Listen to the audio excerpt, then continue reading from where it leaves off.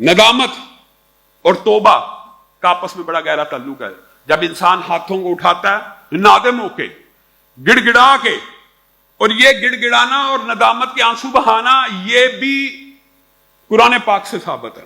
فلولا اذ جاءہم بأسنا تضرعوا, فلولا اذ جاءہم بأسنا تضرعوا. اور جب, اور ایک آیت اس سے بھی اگلی ہے, فاخذناہم بالبأساء والضراء لعلہم یتضرعون. پہلی آیت میں اللہ تعالیٰ فرما رہا ہے کیوں نہیں جب ان کے اوپر گرفت آ گئی, عذاب آ گئی, مشکلات آ گئی, مصیبتیں آ گئی, وہ اللہ کی بارگاہ میں آ کے کیوں نہ گڑ گڑائے, کیوں نہ گڑ گڑائے. پہلی آیت میں اللہ یہ کہہ رہا ہے فلولا اذ جاءہم بأسنا تضرعوا, کیوں نہیں گڑ گڑاتے, کیوں نہیں اللہ کے سامنے ندامت کے آنسو بہاتے, کیوں نہیں گریہ داری کرتے اللہ کے سامنے. پھر اللہ کہتا ہے فاخذناہم بالبأساء والضراء, ہم نے ان کو پکڑا اس لیے, ہم نے ان کی گرفتی اس لیے کی لعلہم یتضرعون, کہ شاید وہ گڑ گڑا اٹھے, شاید وہ توبہ کر اٹھے, شاید وہ پکار اٹھے. ہاں ما کان اللہ معذبہم, اور اللہ تعالیٰ پھر اپنے عذابوں کو ٹال دیتا ہے اس قوم کے اوپر سے جو اللہ رب العزت کی بارگاہ میں آ کے استغفار کرتی ہے اور مغفرت کو طلب کرتی ہے. جتنا مرضی بڑا عذاب آ جائے اللہ کی طرف سے اگر وہ مغفرت کے رستے کے اوپر چل پڑیں, استغفار کے رستے کے اوپر چل پڑیں اور آنسوؤں کا تڑکا لگانا شروع کر دیں, تو اللہ رب العزت ان کے گناہوں کو معاف کر دیتے ہیں اور عذابوں کو ٹال دیتے ہیں. اور اگر آپ حدیث کے اوپر آئیں, یہ تو قرآن سے ثابت ہے, حدیث پہ آئیں تو آپ حیران رہ جائیں گے. لمبی چوڑی بات ہے, وقت تھوڑا صرف مختصر کروں گا. 4 حدیث اگر آپ ذہن میں لائیں تو یہ جو گڑ گرانا ہے اور رونا ہے اور گریہ داری کرنا ہے اور اللہ رب العزت کی بارگاہ میں آ کر ندامت کے اور خوف سے اللہ کی بارگاہ میں آ کے جو آنسوؤں کا بہانا ہے, حدیث کے الفاظ ہیں ایسے آنسو جو بندہ مومن کی آنکھ سے نکلیں اور زمین پہ گر جائیں. اللہ رب العزت نے ان آنکھوں کے اوپر جہنم کی آگ کو حرام کر دیا. بتائیے مشکل ہے؟ اللہ کی قسم ایک مرتبہ تو میں اور آپ اللہ کے سامنے جی لگا کر گریہ گڑ گڑا کر ایسا رو سکتے ہیں کہ آنسو زمین پہ گر جائیں. اور اگلی جو احادیث اس کی تشریح میں محدثین لے کے آئے ہیں وہ تو عجیب ہیں. یہ آنسو جو زمین پہ گر کے خشک ہو گئے ہیں, زمین نے ان کو جذب کر لیا ہے, اب یہ اس وقت تک بندہ جہنم میں نہیں جا سکتا جب تک یہ آنسو واپس آنکھوں میں نہ چلا جائے. جا سکتا ہے آنسو واپس آنکھوں, جا سکتا ہے. اور جو حدیث اس کی تشریحات میں آئی ہیں کہا بات لمبی ہے کہ پل صراط کے اوپر لوگ جا رہے ہوں گے, کسی کو خیانت کے آنکڑے نے پکڑ لیا, کسی کو جھوٹ کے آنکڑے نے, کسی کو غیبت کے, کسی کو زنا کے, پکڑی جا رہے, پل صراط پار نہیں ہو رہا.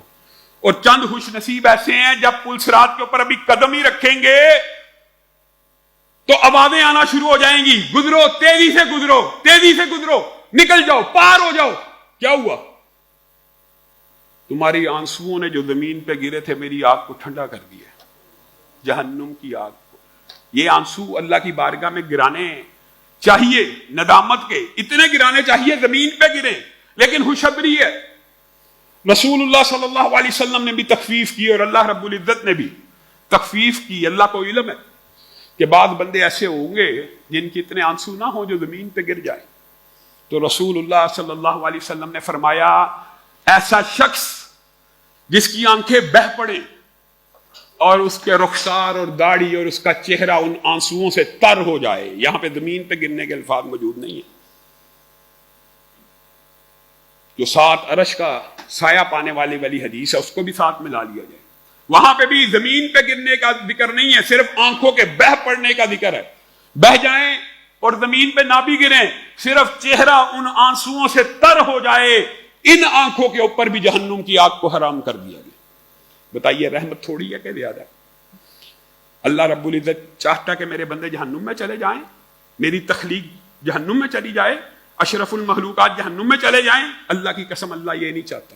اللہ چاہتا ہے پوری انسانیت جنت میں چلی جائے اپنے باپ آدم کی طرح. اس لیے یہ بہانے رکھے ہوئے. اور سنن ابن ماجہ کی حدیث روایت میں کچھ کمزوری ہے، لیکن اس باب کی دیگر روایات اس کو تقویت پہنچاتی ہیں کہ آنسو اتنے نہ آئے کہ زمین پہ گرے اور نہ اتنے آئے کہ چہرہ تر ہو گیا. آنسو اتنا آیا کہ مکھی کا جو حجم ہوتا ہے، مکھی کا حجم، عام جو مکھی ہے، اتنے حجم کا آنسو آنکھ کے اندر رہ گیا. یعنی جس کو ہم کہتے ہیں نا آنکھیں تر ہو گئی، آنکھیں بھیگ گئی. اردو کے محاورے میں عام آتا ہے کہ آنسو بہ نہیں رہے لیکن آنکھوں کے اندر پانی موجود ہے.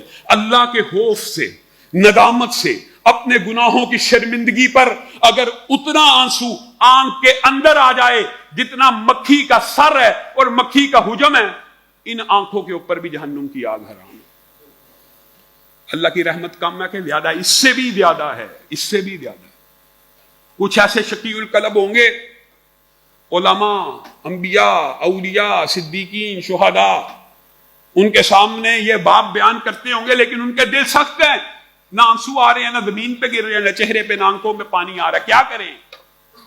سبحان اللہ. اگر بندہ ان روایات کی طرف دیکھے تو اللہ کی رحمت پہ قربان جائے. وہ بندہ اپنا چہرہ رونے والا بنا لے. اور حضرت عمر کی روایت بدر کے قیدیوں کی آپ کے سامنے سیرت کے باب میں رکھی تھی، آپ کے ذہن میں وہ بات. مجھے بھی بتاؤ کس بات پہ رو رہے ہو، اگر نہیں بتاتے تو کم از کم میں بھی رونے والا چہرہ ہی بنا لوں. تو رسول اللہ صلی اللہ علیہ وسلم کے فرامین اس بات کے اوپر بھی دلالت کرتے ہیں کہ جو بندہ خلوص نیت کے ساتھ نادم ہے، شرمندہ ہے، اللہ کے خوف میں مبتلا ہے، آنسو نہیں بھی آ رہے، تو آرٹیفیشلی، بناوٹی اپنا چہرہ رونے والا بنا لے.